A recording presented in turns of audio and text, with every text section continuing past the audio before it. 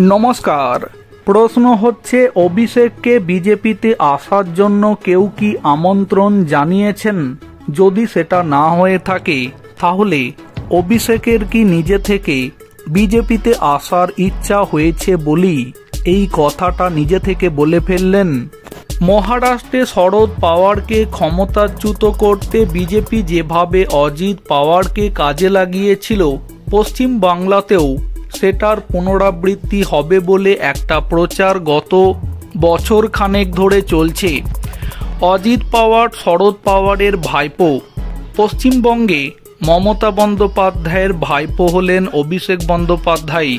কেউ কেউ এটাও রটিয়ে দিয়েছিলেন যে অভিষেক নতুন দল করার জন্য নির্বাচন কমিশনের কাছে আবেদন জানিয়েছেন।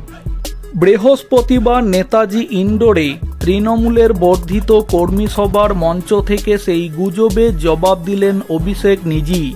তৃণমূলের সাধারণ সম্পাদক অভিষেক বন্দ্যোপাধ্যায় বলেন, বাজারে ছড়িয়ে দেওয়া হচ্ছে অভিষেক বন্দ্যোপাধ্যায় বিজেপিতে যাচ্ছে, নতুন দল করছে।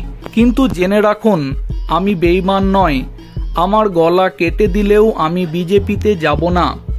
অভিষেক এটাও বলেন, আমি অন্য ধাতুতে তৈরি, মানুষের কাছে যাব, মাথা নত করে কাজ করব, কিন্তু বিজেপির বশ্যতা স্বীকার করার লোক আমি নই।